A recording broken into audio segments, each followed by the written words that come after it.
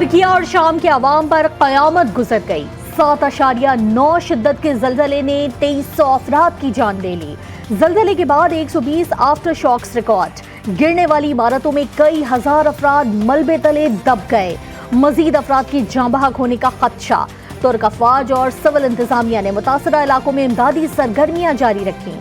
तुर्किया के सदर रजब तैयब उर्दवान की नागहानी आफत से मुतासरा अफराद की मदद के लिए आलमी बिरादरी से अपील।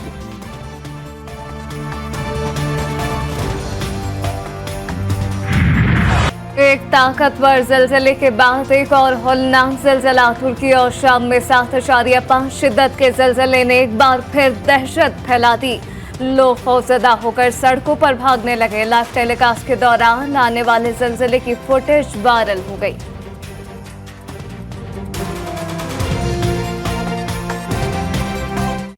जलजला तुर्की और शाम में बेबसी और लाचारी की लाखों दास्तानें छोड़ गया। मलबे तले दबे अफराद अपने प्यारों को मदद के लिए पुकारते रहे। आफ्टर शॉक्स के दरमियान इमदादी कारकुनों ने जान की परवाह न करते हुए भी मुतासरा अफराद को निकालने का मिशन जारी रखा। कई इमारतों में नन्हे बच्चे और खवातीन दहशतजदा होकर मदद के लिए पुकारना भी भूल गए। कम वसाइल की बिना पर इमदादी कार्रवाइयों में शदीद मुश्किलात। तुर्की और शाम में आने वाले पैदर पे जलजलों पर आलमी बिरादरी का भरपूर मदद का ऐलान। जापान ने फौरी तौर पर अपनी इमदादी टीमों को मुतासरा इलाकों में भेजने का ऐलान कर दिया। वजीर आजम शहबाज शरीफ का तुर्किया के सदर रजब तैयब उर्दवान को टेलीफोन जलजले से होने वाली तबाही पर इजहार अफसोस है। शहबाज शरीफ ने कहा कि आजमाइश में पाकिस्तान तुर्किया के साथ है। तुर्क सदर ने कहा कि आपके और पाकिस्तानी अवाम के जज्बात की कदर करता हूँ।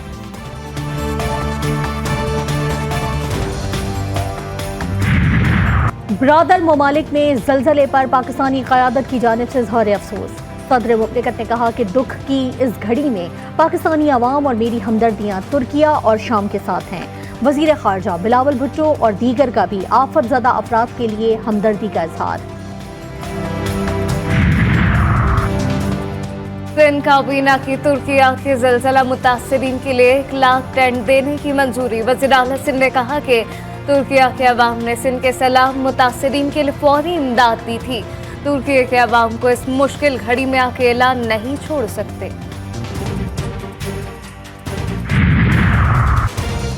मुल्क भर में कौमी असम्बली की 33 नशिस्तों पर ज़िमनी इलेक्शन। कागजात नामजदगी जमा होने का सिलसिला शुरू। 8 फरवरी तक उम्मीदवार कागजात नामजदगी जमा करा सकेंगे। कराची की 9 नशिस्तों पर ज़िमनी इलेक्शन के लिए NPM की जानिब से 22 और PP के 17 से ज़ायद उम्मीदवार शॉर्टलिस्ट।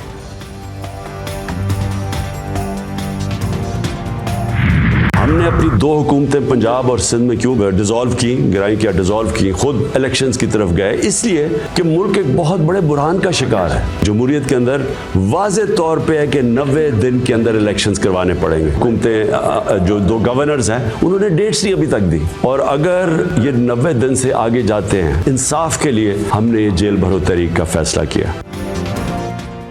आईन में वाज़ेह है कि हाली नशिस्तों पर 90 दिन में इलेक्शन होंगे। अब तक इंतखाबात की कोई तारीख नहीं दी जा रही। अगर 90 दिन में इलेक्शन ना कराए गए तो हम जेल भरो तहरीक शुरू करेंगे। चेयरमैन PTI इमरान खान का वीडियो पैगाम बोले, मौजूदा हुक्मरानों ने आईन और कानून की धज्जियां उड़ा दी हैं। पुलिस और रियासत अदालती अहकामात भी नहीं मान रही। बुनियादी हुकूक की खिलाफ वर्जी की जा रही है।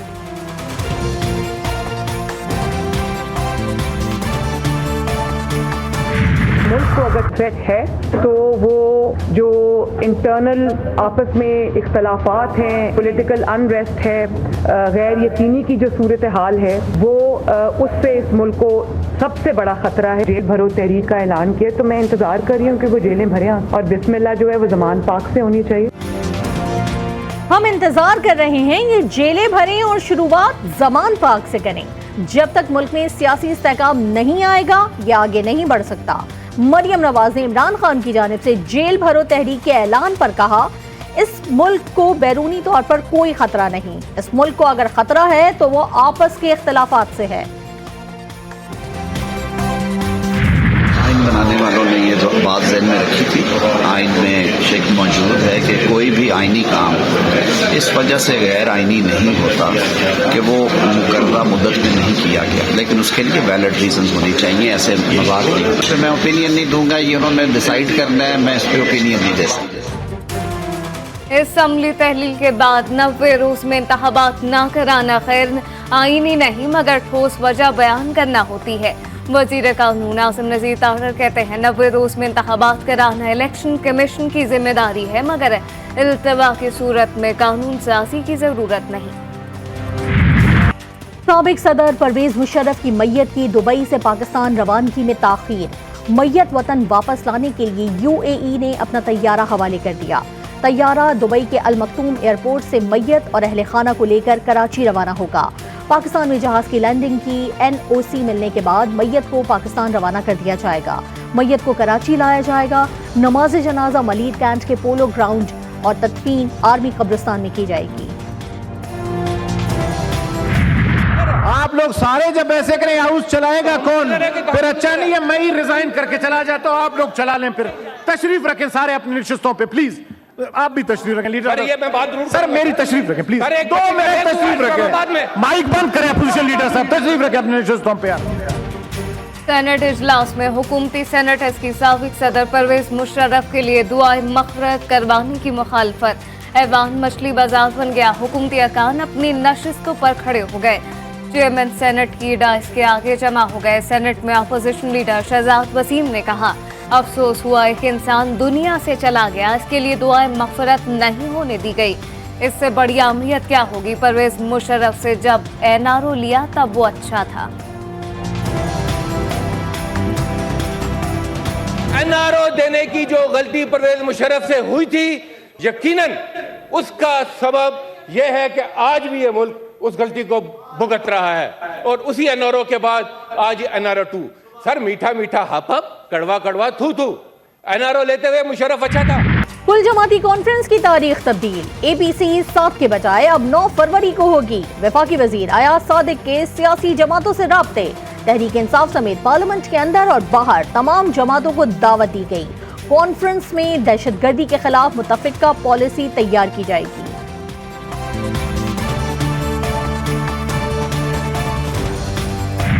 तो कल हुकूमती नुमाइंदा सादी फोन किया था और उसने मुझे वर्बली APC में दावत दी। मैं समझता हूँ कि ये तरीक़ार नहीं है। जरूरत इस बात की जब आप इन्विटेशन देते हैं तो इसके लिए एक प्रॉपर प्रोसीजर तरीक़ार होता है। और इस वक्त जितनी यकजहती की जरूरत है, मुल्क में जो दहशतगर्दी की नई लहर आई हुई है और मुल्क में माशी एक बहुत बड़ा क्राइसिस है, इसके लिए हम खुद बिलीव करते हैं कि मुल्क में यकजहती की जरूरत है। हुकूमती नुमाइंदों ने फोन पर ज़बानी APC में शिरकत की दावतें दी। दावत देने का ये मुनासिब तरीका नहीं। PTR रहनमा असद कैसर का वीडियो बयान कहा कि हुकूमत का ये रवैया गैर आईनी है। ऐसे माहौल में यकजहती का सवाल ही पैदा नहीं होता। मुल्क संगीन बहरानों का शिकार है। इस वक्त यकजहती की अशद जरूरत है। इस्लामाबाद हाईकोर्ट ने शेख रशीद के खिलाफ कराची और लसबेला में दर्ज मुकदमात पर कार्रवाई से रोक दिया। कराची और लसबेला में दर्ज FIRs भी मुअत्तल करने का हुक्म। बयान देने की जगह पोली क्लिनिक अस्पताल है तो कराची में मुकदमा कैसे दर्ज हो गया? जस्टिस तारिक महमूद जहांगीरी के रिमार्क्स। मुकदमे की समाअत पीर तक मुलतवी।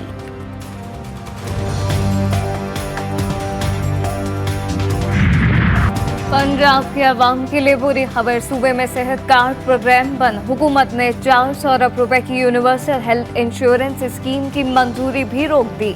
स्कीम IMF की सब्सिडी टारगेटेड करने की शर्त के बाइस रोकी गई। ज़राए के मुताबिक स्कीम में वफाकी हुकूमत या आलमी मालियाती इदारों की कोई माली मावनत हासिल नहीं थी।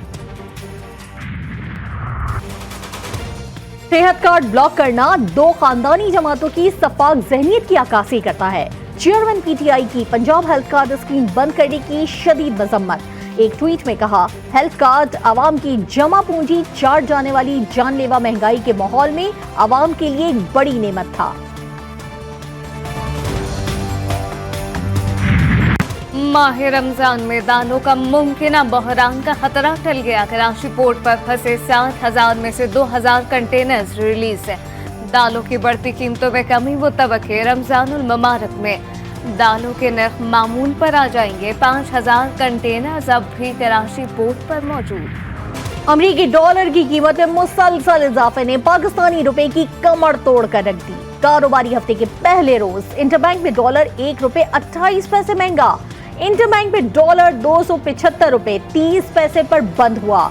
ओपन मार्केट में डॉलर की कीमत 283 रुपए बरकरार।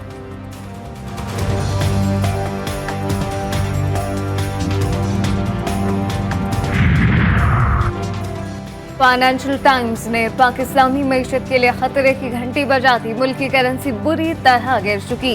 पाकिस्तान तबाही के दहाने पर है। बरतानवी जरीदे की रिपोर्ट में इंकशाफ रिपोर्ट में बताया गया कि पाकिस्तान के ज़र मुबादला के ज़खायर कम होकर सिर्फ 3.7 बिलियन डॉलर रह गए।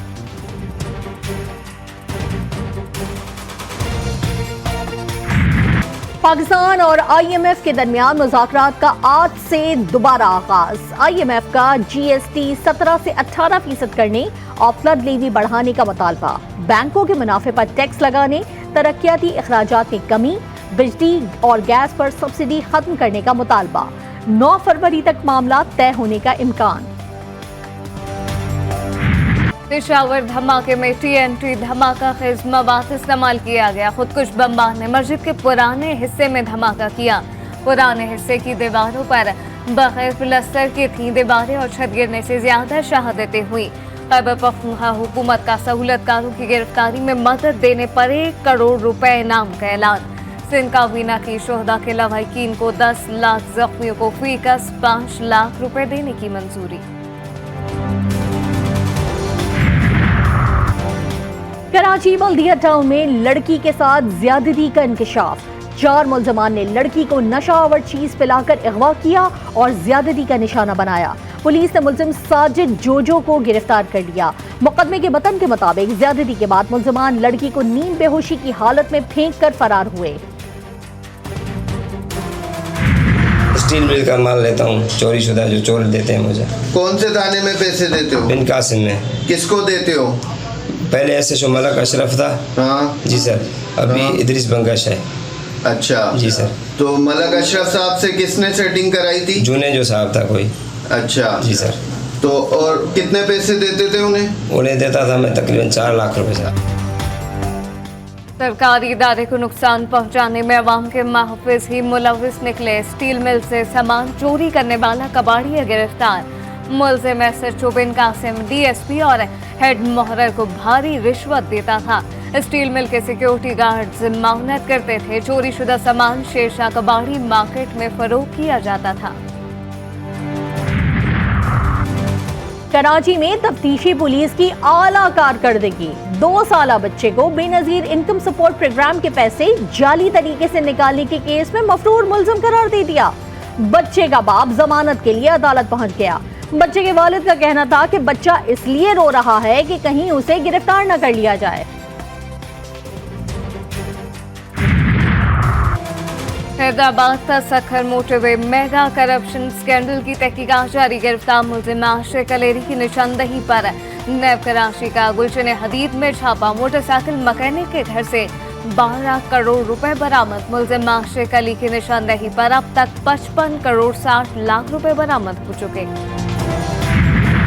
उसामा सती कत्ल केस के 2 मुलजमान को सजाए मौत सुना दी गई। इस्लामाबाद की सेशन अदालत ने फैसला सुना दिया। 3 मुलजमान को उम्र कैद की सजा। केस का ट्रायल 2 साल और 1 माह जारी रहा। 22 साला उसामा सती को जनवरी 2021 में श्रीनगर हाईवे पर कत्ल कर दिया गया था। रेत से अटे मुश्किल ट्रैक पर रेसर्स अपनी महारत दिखाने पहुंच गए। 18वीं Cholistan desert international jeep rally का आगाज हो गया। सहरा में जीप रैली का इवेंट 12 फरवरी तक जारी रहेगा। और गलियात में बर्फबारी का 8वां स्पेल शुरू। सुबह से बर्फबारी जारी है। एबटाबाद के सयाहती मकामात पर 3 से 4 इंच तक बर्फ पड़ चुकी।